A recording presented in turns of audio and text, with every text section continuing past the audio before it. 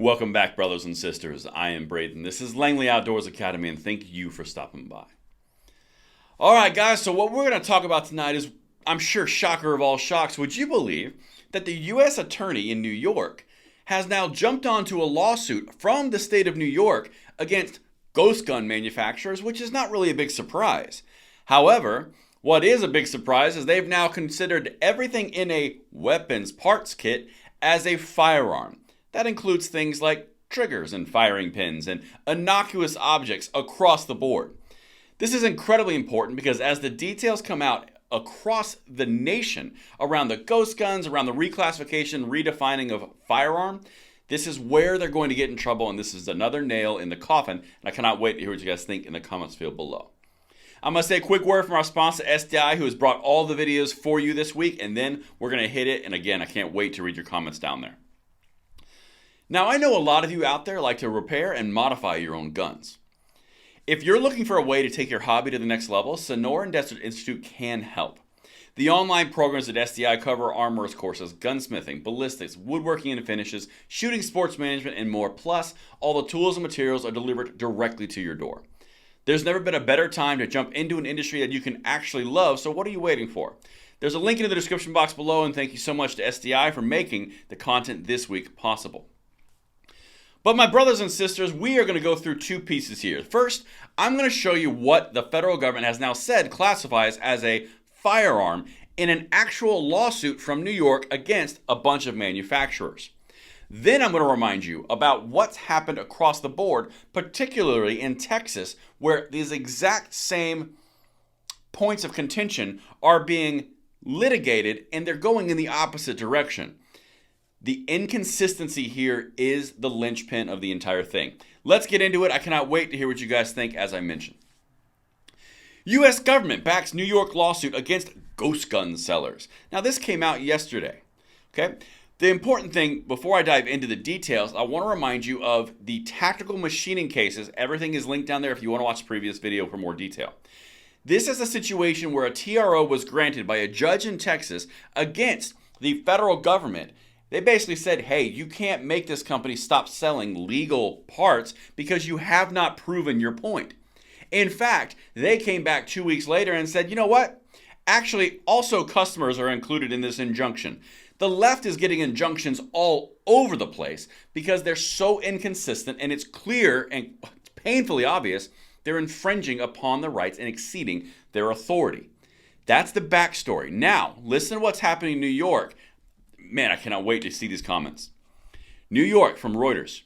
The U.S. government on Thursday expressed support for New York City's lawsuit seeking to halt the spread of ghost guns, as city and state officials try to hold sellers of the largely untraceable firearms accountable. Now keep in mind, Eric Adams, Letitia James, all the who's who of gun control in New York, Kathy Hochul, all have been involved in suing these manufacturers, again, not doing anything wrong, and they're the focus of the ATF's new reinterpretation of a firearm through the DOJ at the behest of Biden's executive actions. All of this stuff is this wicked web, but let's keep going because this is the part where it gets real interesting. In a statement of interest filed in Manhattan federal court, the Department of Justice expressed serious concerns about the proliferation of ghost guns. Ooh. There's a propaganda sentence you haven't heard in a while. And said its kits containing the weapon's components are classified as firearms under federal gun control law. Two things here. What parts are you talking about? Are you talking about triggers? Are you talking about firing pins? Are you talking about magazines? Are you talking about lower receivers? Are you talking about jigs? Are you talking about upper receivers? What are you talking about? The lack of specificity is going to be their undoing, particularly since the entire case in Texas has been around the fact that the ATF arguing, well, if they don't put a jig in the box, then it's not a firearm. They can still sell the polymer 80s. They can still do all the unfinished receivers. But if they put a jig in there, that's not a good look. Fast forward about a week and a half over to New York, and this is what the Department of Justice is saying. Anything inside, all the parts, are considered firearms.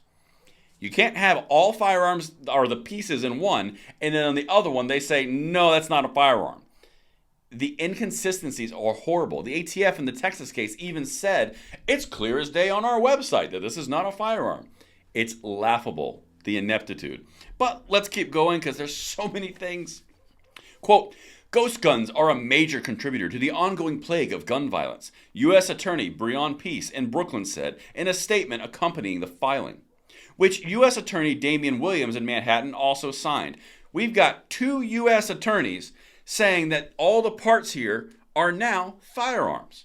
Meanwhile, in Texas, you've got the ATF saying they're not firearms. Someone's lines are crossed, and politics might be getting in the way. Anyway, got one more thing for you, and then I'm going to send you on your beautiful Friday. Federal law largely shields gun makers from lawsuits over shootings. There is an exception for when sellers knowingly violate statutes governing firearms sales and marketing. Now, with that sentence, take that and apply it to what's going on in the United States right now from the left, from the gun control perspective. You've got the Smith & Wesson lawsuit being waged, all about the marketing and the tactics, and they knowingly advertise to people who would be, what was the word? Incited? No, not incited, because that would be direct involvement. Seduced? Let's just say that. I can't remember the exact word. Then you also had members of Congress in the House of Representatives subpoenaing Smith & Wesson for their marketing records, their marketing revenues, their ad spends, all of those different pieces, how many firearms they created. All of these things are tied together, and the one linchpin is gun control. Isn't it weird how all the different lines lead back to the exact same people? And that's what I've got for you guys. Let me know what you think of in the comments field below, and I will see you on the next one. I'm Braden. See you later.